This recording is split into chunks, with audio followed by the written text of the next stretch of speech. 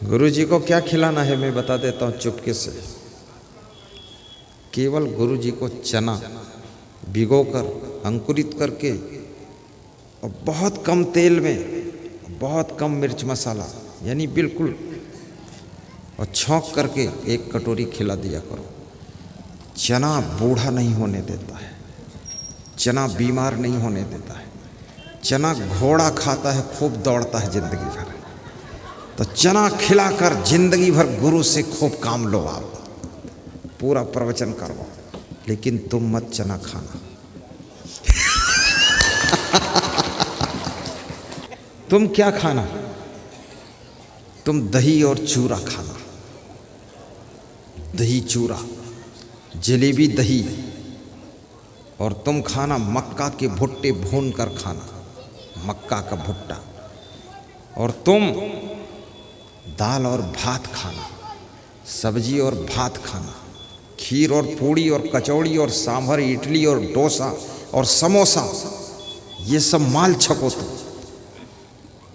तो तुम बूढ़े हो जाओगे, कमज़ोर हो जाओगे। तो तुम नहीं कमज़ोर होगे, क्योंकि तुम्हारे पास में बहुत काम है, बहुत मेहनत है, इसलिए तुम थोड़ा माल छको।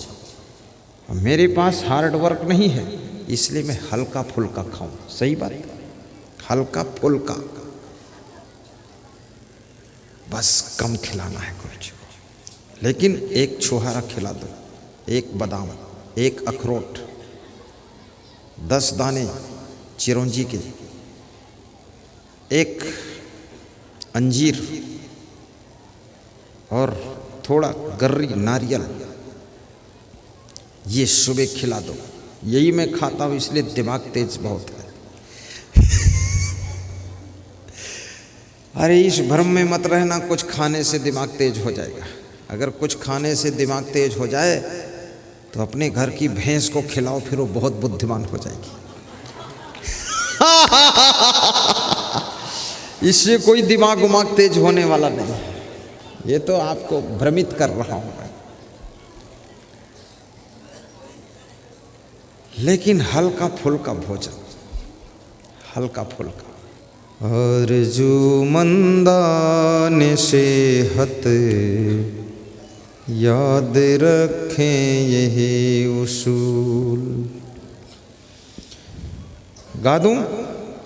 थोड़ा स्वास्थ्य का मंत्र है ये। आरज़ूमंदान सेहत याद रखें यही उसूल। 10 मिनट हर रोज टहले शाम को खाने के बाद। सेहत का राज है इसमें।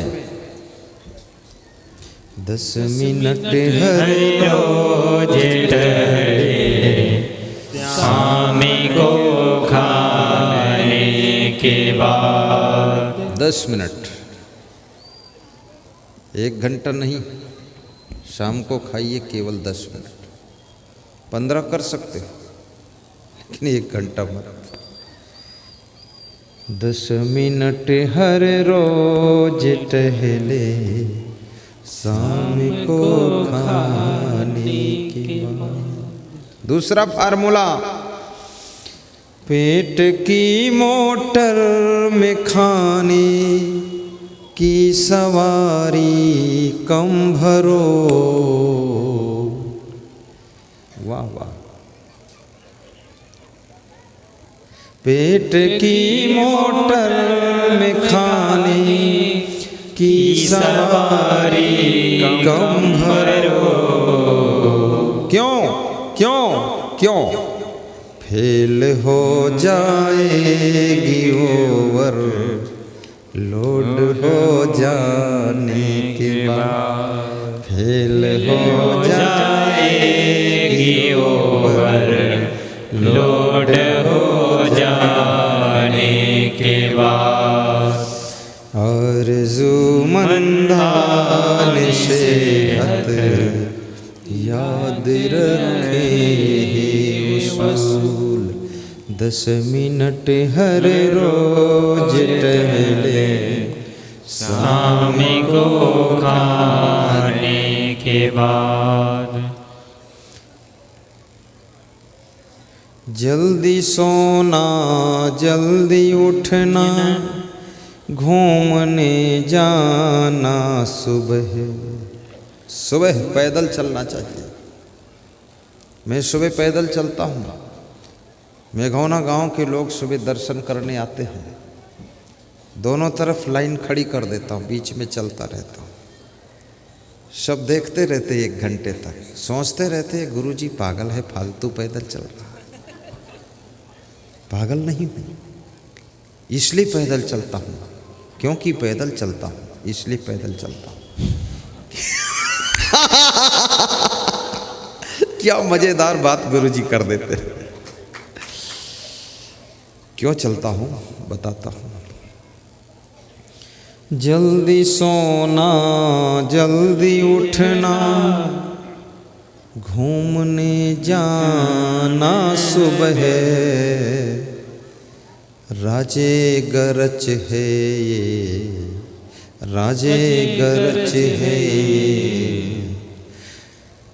सेहत पाने के बाद 10 मिनट हर रोज टहले, शाम को खाने के बाद 10 मिनट हर रोज टहले, शाम को खाने के बाद। सोना गलत है आपका, तंदुरुस्ती और सेहत। पीछे से गाना बेटा, आल्हा हो जाता है। तंदुरुस्ती और सेहत, तंदुरुस्ती और सेहत। चाहने वालों सुनो, क्या करना पड़ेगा? तंदुरुस्ती और सेहत। चाहने वालों सुनो, बस एक काम, सोना गलत है आपका, सोना गलत है आपका, सोना गलत है आपका। सूरज निकल आने के बाद सोना गलत है आपका। सूरज निकल गया, तुम भी बिस्तर छोड़कर निकलो। जाने के बाद सूरज निकल गया, पूरब निकल गया, लेकिन चंदूलाल मरे जैसे पड़े हैं, चूहे की तरह।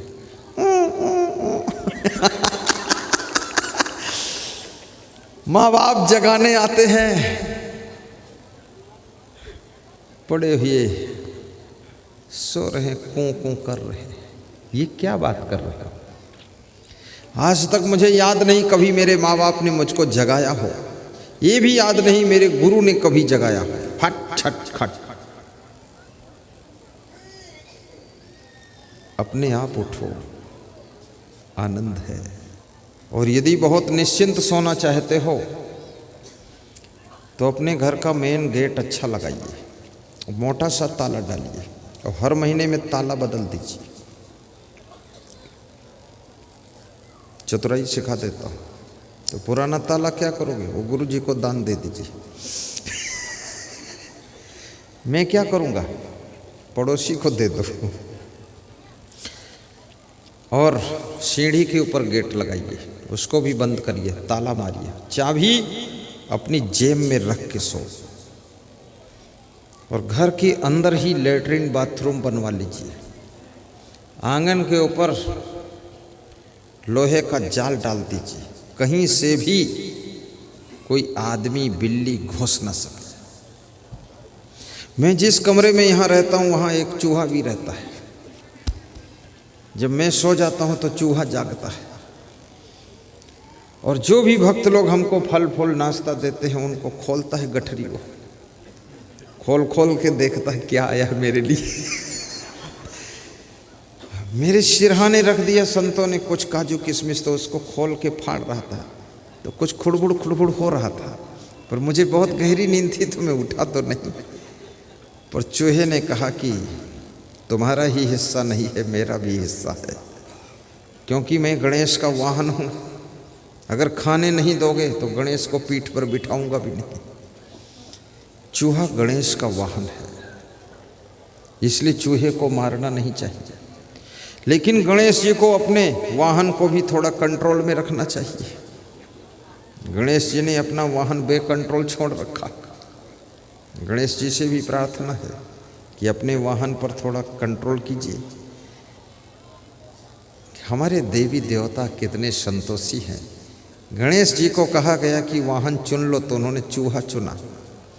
शिव जी से कहा गया अपना वाहन चुनो तो उन्होंने बैल को चुना। कमाल है। यमराज से कहा गया तुम भी वाहन चुन लो तो उन्होंने भैंसा को चुना। तो यमराज से देवताओं ने पूछा भैंसा क्यों चुना? घोड़ा चुनते स्पीड से पहुंचते मार देते जिसको मारना। बोले तुम्हें क्या पता, भैंसा इसलिए चुना जिसको मैं न मार पाऊं तो मेरा भैंसा मार देगा। बहुत विचित्र है। दुर्गा जी भी ने शेर को वाहन सुना, शेरे वाली माँ। तंदुरुस्ती और सेहत चाहने वालों सुनो, सोना गलत है आपका, सोना गलत है आपका, सूरज निकल आने की बात। दोहराओ साधु लोग। सोना गलत है आपका, सूरज निकल आने की बात। 10 मिनट हर रोज टहले शाम को खाने के बाद। 10 मिनट हर रोज टहले शाम को खाने के बाद। स्वर्ग स्थिता नाम यही जीवलोके, चत्वारि चिन्हानि बसंत। और स्वस्थ रहना चाहते हो, आयुर्वेदिक दवाई थोड़ी ले लिया करो। गृहस्थों के लिए च्यवनप्राश से 1000 गुना अच्छा है महाशक्ति प्राश। जो च्यवनप्राश तुम खाते हो ना, उससे 1000 गुना बेहतर महाशक्ति प्राश। ये च्यवन आयुर्वेद कंपनी का नया प्रोडक्ट आया है महाशक्ति प्राश। मैंने पिछले साल 1 चम्मच खाया था बस, उसके बाद हाथ जोड़ दिया कि महाशक्ति नहीं चाहिए। वास्तव में उसमें महाशक्ति। गृहस्थों को महाशक्ति प्राश के कम से कम आधा चम्मच लीजिए रोज, 1 चम्मच, एक ही बार दूध के साथ। कमजोरी खत्म। और जो लोग चाहते हैं कि हमको बीमारी ना आए, उनको लाइफ गार्ड एडवांस इतना बड़ा टॉनिक है। जड़ी बूटियों से बना हुआ, हिमालय की जड़ी बूटियां 2 बार पी लो, देखना बुढ़ापे का असर खत्म हो जाएगा। चेहरे पर चमक आ जाएगी, सीधे होकर चलने लग जाओगे। लकवा अटैक को कंट्रोल करेगा, हार्ट अटैक को कंट्रोल करेगा, बीपी को कंट्रोल करेगा। बहुत फायदेमंद है लाइफ गार्ड एडवांस। ये भी श्री च्यवन आयुर्वेद कंपनी का है। और बाकी दवाइयों के बारे में मुझे मालूम नहीं है। और ये राजस्थान की वेदराज वहाँ के कंपनी की दवाइयाँ लेकर यहाँ आए हैं। मैं भी उनसे कभी कभी ले लेता हूँ। बहुत सुंदर आयुर्वेद दवा सबसे अच्छी है। और यदि आपको लीवर आपका डैमेज हो रहा तो लुपिजाइम पी लीजिए, लीवरनेट आयरन पीजिए। और यदि आप कोई दवा नहीं खाना चाहते हो तो आज बिना दवा का इलाज बता देता हूँ। 1 मुट्ठी मूंग, 1 मुट्ठी चना, 1 मुट्ठी मूंगफली दाना, 1 मुट्ठी गेहूं, ये 4 चीज़ें भिगा दीजिए, अलग अलग कपड़े की पोटली में बांध दीजिए और फिर देख लीजिए इनका रिजल्ट। स्वर्ग स्थितानां इह जीवलोके चत्वारि चिह्नानि बसन्ति देहे दाने प्रसंगो मधुरा च वाणी देवार्चनम ब्राह्मण तर्पणस्य। चौथी चीज जो ब्राह्मण के समान है। ब्राह्मण किसे कहते हैं? ब्राह्मण की जाति नहीं होती है, ब्राह्मण के लक्षण होते हैं। ब्राह्मण के घर में जो जन्म ले उसे भी ब्राह्मण बनना चाहिए, और क्षत्रिय वैश्य शूद्र के घर में जन्म ले, मुस्लिम के घर में जन्म ले, उसको भी ब्राह्मण बनना चाहिए। ब्राह्मण के क्या लक्षण होते हैं?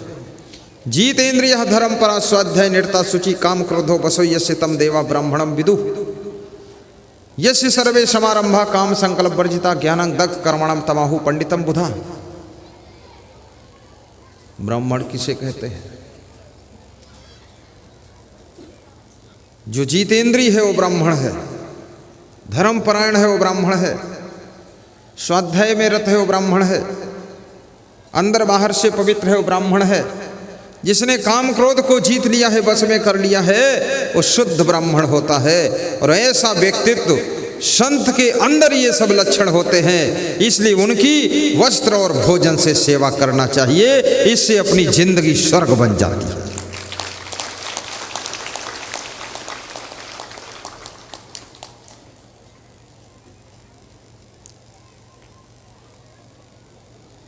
चार चीजें जिंदगी को स्वर्ग बनाती है। मीठी वाणी, दान करने का स्वभाव, देवी देवताओं का सम्मान, और ब्राह्मण की वस्त्र और भोजन से सेवा। ब्राह्मण की परिभाषा भी बता दिया मैंने।